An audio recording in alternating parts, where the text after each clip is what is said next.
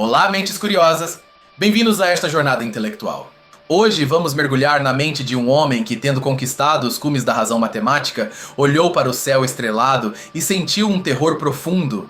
Um gênio que caminhou sobre a fina linha entre a lógica mais fria e o misticismo mais ardente.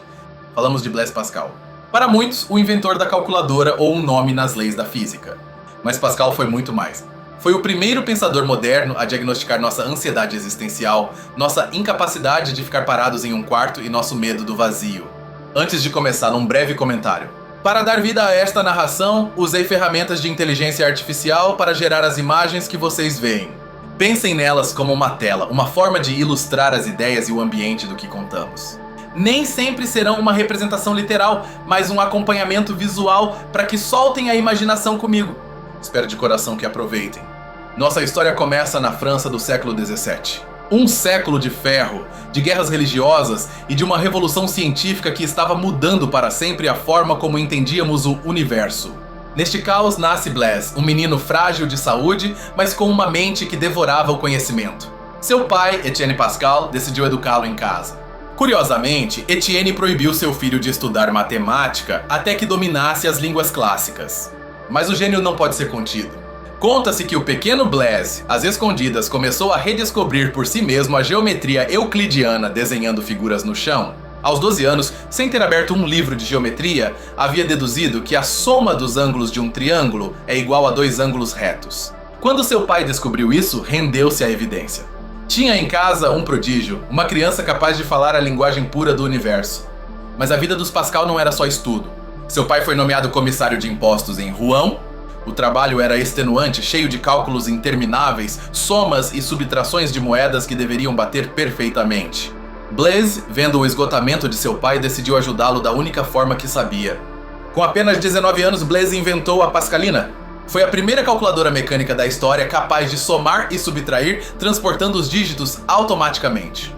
Imaginem a complexidade de engrenagens e rodas dentadas necessária para mecanizar o pensamento aritmético no ano de 1642. Este invento não foi apenas uma curiosidade técnica. Foi uma declaração filosófica precoce.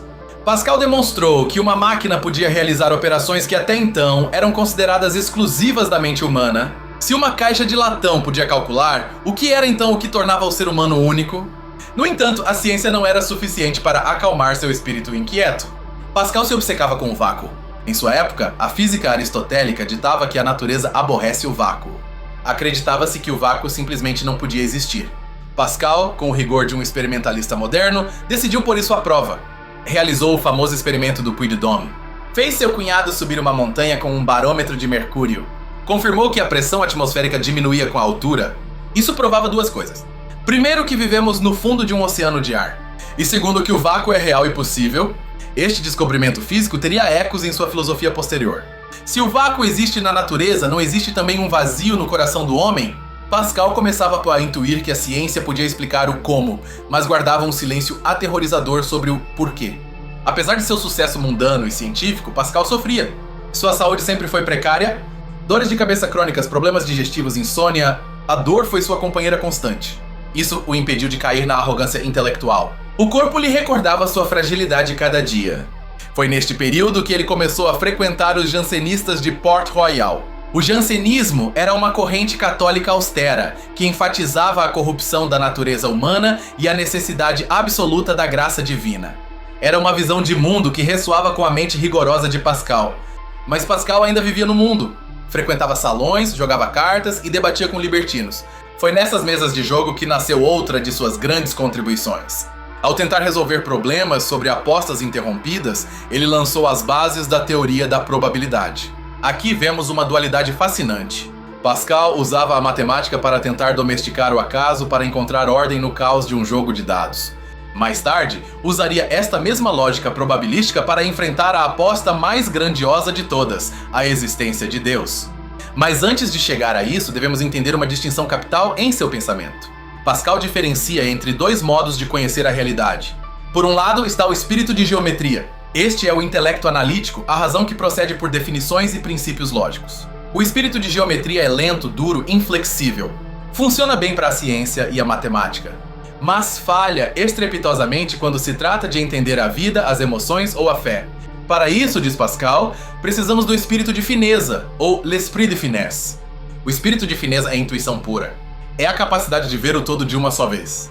É o que usamos quando julgamos o caráter de uma pessoa ou quando nos comovemos com uma obra de arte. A razão, diz Pascal, vê-se obrigada a ouvir o coração nestes domínios. Esta distinção é crucial porque nos diz que a lógica não é tudo. Há verdades às quais não se chega deduzindo, mas sentindo. Como diria em sua frase mais famosa, o coração tem razões que a própria razão desconhece. E isso não é sentimentalismo, é epistemologia. O ponto de virada na vida de Pascal chegou na noite de 23 de novembro de 1654. É conhecida como a Noite do Fogo. Pascal teve uma experiência mística tão intensa que lhe foi impossível descrevê-la com palavras normais. Durante 2 horas sentiu a presença viva de Deus. Não o Deus dos filósofos e dos sábios, como ele mesmo escreveu, mas o Deus de Abraão, Isaque e Jacó. Um Deus de fogo e amor, não um conceito abstrato. Foi uma experiência de certeza absoluta. Pascal escreveu um lembrete dessa experiência em um pedaço de pergaminho que costurou no forro de sua jaqueta. Carregou-o consigo junto ao peito até o dia de sua morte. Ninguém soube até que o encontraram ao despir seu cadáver anos depois. A partir daquela noite, Pascal mudou. Abandonou em grande medida as matemáticas e a física para se dedicar à apologia do cristianismo.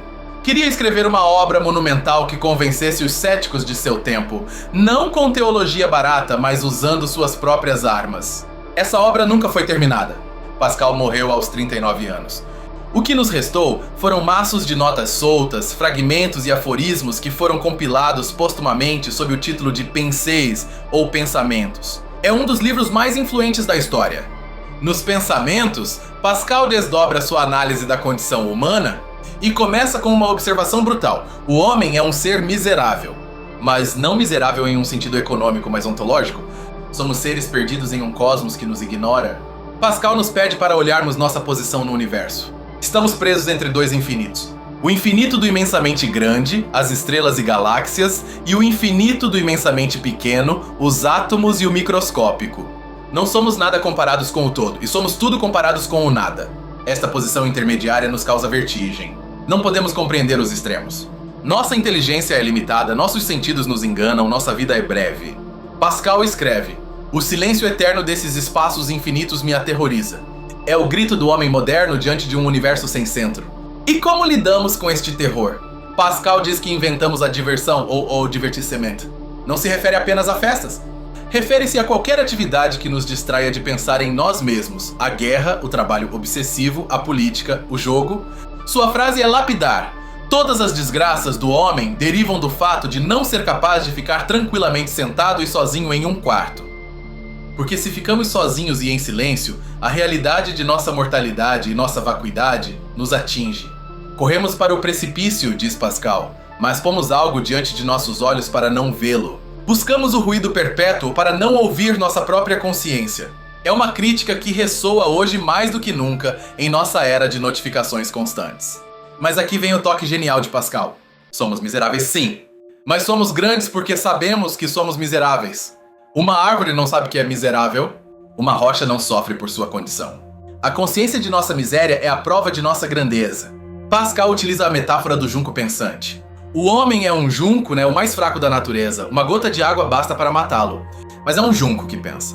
Embora o universo o esmague, o homem será mais nobre do que aquilo que o mata, porque sabe que morre. Essa dualidade é a essência do humano. Somos reis destronados. Temos nostalgia de uma grandeza perdida, talvez uma referência ao Éden ou a uma natureza divina, mas vivemos na miséria de nossa realidade caída. Somos um paradoxo vivente. Então, o que fazemos com esta paradoxo? A razão por si só não pode resolvê-la? A filosofia cética nos leva ao desespero e o dogmatismo racionalista é arrogante? Aqui é onde Pascal introduz sua famosa aposta. Não como uma prova de Deus, mas como uma saída pragmática. A aposta de Pascal é dirigida ao libertino, ao cético que diz: não tenho provas para crer. Pascal lhe responde: está bem, mas você está embarcado. Você está vivo. Não pode escolher não apostar. Viver já é escolher uma direção. Você tem que apostar em cara ou coroa. Deus existe ou não existe? Analisemos as probabilidades. Se você aposta que Deus existe e vive uma vida virtuosa, o que você ganha se acertar? Uma felicidade infinita, uma eternidade de bem. E o que você perde se errar e Deus não existir? Nada importante, apenas alguns prazeres finitos e tóxicos. Por outro lado, se você aposta que Deus não existe, se acertar, ganha alguns anos de independência e prazeres limitados. Mas se errar, perde o infinito, perde a eternidade. A lógica matemática dita que diante de um ganho infinito possível, o racional é apostar por ele. Muitos criticaram este argumento. Dizem que é mercenário, que crer por interesse não é fé verdadeira. Pascal o sabia? Ele não pretendia que a aposta gerasse fé automaticamente, pretendia romper a paralisia do cético. Era um convite a começar o caminho. Pascal sugeria que se você não pode crer, haja como se cresce. Tome água benta, vá à missa, ajoelhe-se. Ele intuía algo que a psicologia moderna confirmaria séculos depois. O comportamento pode modificar o pensamento. A máquina, o corpo pode arrastar a mente. Mas não nos confundamos. Pascal não era um frio calculador da salvação.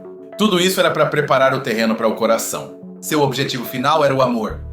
Para Pascal, a verdade sem caridade não é Deus, mas um ídolo que não devemos amar nem adorar. Uma de suas ideias mais potentes é a crítica à tirania. Ele define a tirania como o desejo de dominar fora de sua própria ordem. É ridículo que a força queira ser amada ou que a beleza queira ser temida. Cada coisa tem sua ordem. A ordem da carne, a ordem do espírito e a ordem da caridade. A ordem da caridade do amor divino é infinitamente superior à ordem dos intelectos. Todos os corpos do universo, o firmamento, as estrelas, a terra, não valem o que vale o menor dos espíritos. E todos os corpos e todos os espíritos juntos não valem o que vale um ato de caridade. Pascal morre jovem após uma longa agonia em 1662. Suas últimas palavras foram: que Deus nunca me abandone. Morreu na singeleza, tendo vendido seus móveis e carruagens para dar o dinheiro aos pobres. A coerência final de uma vida intensa, o legado de Pascal é imenso, influenciou existencialistas como Kierkegaard e Sartre, embora eles tomassem caminhos diferentes. Foi o primeiro a pôr a subjetividade humana, o medo e a angústia no centro da reflexão filosófica. Ele nos ensinou que a ciência tem limites, que a razão é uma ferramenta poderosa, mas insuficiente para as perguntas últimas. Ele nos mostrou que o ser humano é um monstro incompreensível, uma quimera, um caos, sujeito de contradições. Hoje, em um mundo dominado pela tecnologia e pela distração perpétua, a voz de Pascal ressoa com força. Ele nos convida a largar o telefone, a apagar a tela e a ousar estar sozinhos em nosso quarto. A enfrentar o vazio e ver o que encontramos ali. Talvez encontremos angústia. Mas talvez, como ele, no fundo dessa angústia, encontremos uma resposta que não esperávamos. Porque, como ele disse, não me procuraria se já não me tivesses encontrado. Uma paradoxo final para o caminho. Blaise Pascal foi o geômetra da alma. Mediu nossas fraquezas com a precisão de um compasso e nos ofereceu uma aposta pela esperança. Ele nos recordou que, embora sejamos pó, somos pó que ama e pensa. Assim, da próxima vez que sentirem a vertigem do infinito ou o peso do tédio, lembrem-se de Pascal. Não estão sozinhos nesse sentimento. É simplesmente o preço de ser um junco pensante em um universo imenso. Agora, aprofundemos um pouco mais na crítica de Pascal ao racionalismo de Descartes. Descartes acreditava que podia provar tudo com a razão clara e distinta. Pascal lhe responde que a razão é escrava das paixões e que os primeiros princípios se sentem, não se deduzem. Para Pascal, sabemos que estamos acordados e não sonhando não porque possamos prová-lo logicamente, mas porque o sentimos. Negar estas intuições básicas é cair no pirronismo, no ceticismo total, que para ele é uma doença da alma. É fascinante como Pascal antecipa a psicologia do auto-engano. Ele fala da imaginação como uma mestra de erro e falsidade. A imaginação magnífica, as pequenas coisas até que enchem nossa alma e empequenece o eterno até que desaparece. Pensem em como um comentário negativo em redes sociais pode arruinar nosso dia, enquanto esquecemos a maravilha de estar vivos. Isso é a imaginação pascaliana agindo, distorcendo nossa escala de valores. Pascal também tem uma visão política muito realista, quase cínica. Ele diz que a justiça é discutível, mas a força é muito reconhecível. Por isso não pudemos dar a força à justiça, então fizemos com que o forte fosse justo. Aceitamos as leis não porque sejam justas em si mesmas, mas porque são lei e evitam a guerra civil, que para Pascal é o pior dos males. É um conservadorismo baseado no medo do caos da natureza humana desatada. Voltando ao seu misticismo, há um conceito-chave, o Deus escondido, ou Deus absconditus. Deus colocou luz suficiente para quem deseja vê-lo, e escuridão suficiente para quem não deseja vê-lo. A fé é uma decisão moral, não apenas intelectual. Se Deus se revelasse com raios e trovões constantes, não haveria liberdade para amá-lo. Se não se revelasse em absoluto, não haveria esperança. O claro escuro da fé é o cenário necessário para a liberdade humana. Isso nos leva de novo à máquina. Pascal acreditava que devíamos automatizar os bons hábitos. Se você se acostuma a agir com bondade, mesmo que no início seja fingido, eventualmente a máquina moldará seu espírito. É o poder do ritual. É curioso pensar que o homem que inventou o transporte público em Paris, as carruagens de 5 centavos, fosse o mesmo que meditava sobre a solidão absoluta. Pascal era um homem prático e um místico ao mesmo tempo. Não vivia em uma torre de marfim. Sua relação com a doença também é digna de menção. Ele dizia que a doença é o estado natural do cristão, porque nos põe em uma situação de dependência e humildade. Uma visão difícil de aceitar hoje, mas coerente com seu ascetismo. Pascal nunca buscou a fama. Publicou suas cartas provinciais sob pseudônimo. No entanto, sua prosa fundou o francês moderno. A clareza, a ironia, o ritmo de suas frases mudaram a literatura francesa para sempre. Criticar os jesuítas em seu tempo era perigoso. Pascal usou no humor e a sátira nas cartas provinciais para desmontar a moral laxa de sua época. Ele nos ensinou que se pode ser profundo e divertido, que o riso pode ser uma arma para a verdade. Imaginemos por um momento um jantar entre Pascal e Montaigne. Montaigne, o cético relaxado que se estudava com curiosidade. Pascal, o crente angustiado que se estudava com horror. Duas faces da modernidade. Pascal leu muito Montaigne e, embora o admirasse, o criticava por permanecer na dúvida. Para Pascal, a dúvida é um lugar de passagem, não um lugar para viver. É preciso buscar, e buscar com gemidos, como ele dizia. Falemos do conceito de honnête homme, ou homem honesto de seu século. Pascal superou esse ideal. Não queria ser simplesmente um homem educado e agradável. Queria ser um santo. A mediocridade social não lhe bastava, mas sua santidade não era a dos vitrais. Era uma santidade intelectual, lutada conceito a conceito. Sua mente era seu altar, e nesse altar sacrificou seu orgulho intelectual para encontrar a paz. Há um fragmento que diz: o eu é odioso. Pascal se referia ao egoísmo, ao centro de gravidade que pomos em nós mesmos. Quebrar esse eu é a tarefa mais difícil. É descentrar-se para deixar espaço ao outro e a Deus. Este descentramento é o que nos falta hoje. Vivemos na cultura do eu, da marca pessoal. Pascal nos diria que isso é construir castelos sobre areia, ou pior, sobre o pântano de nossa própria miséria. No entanto, Pascal não é um pessimista sem saída. Sua antropologia é dual: grandeza e miséria. Se você só vê a grandeza, cai na soberba. Se você só vê a miséria, cai no desespero. O cristianismo, para ele, é o único que une ambas. É o equilíbrio instável o que torna Pascal tão humano. Ele não nos dá fórmulas de autoajuda baratas. Ele nos dá um espelho limpo, onde nos vermos tal qual somos, com nossas rachaduras e nossa luz. No final de sua vida, a ciência lhe parecia quase um jogo de crianças comparado com a ciência da salvação. E ainda assim nunca renegou da razão. Simplesmente a pôs em seu lugar. A razão é o primeiro degrau, mas a escada continua subindo. Se você tivesse que ficar com uma única ideia de Pascal hoje, que seja esta: não fuja de suas perguntas. Não se atordoe com ruído. O medo do silêncio é o medo de se encontrar consigo mesmo. E esse encontro é o mais importante de sua vida. Pascal nos desafia a ser valentes. Não a valentia da espada, mas a valentia da mente que se atreve a olhar para o abismo e perguntar: o que sou eu? E o que faço aqui?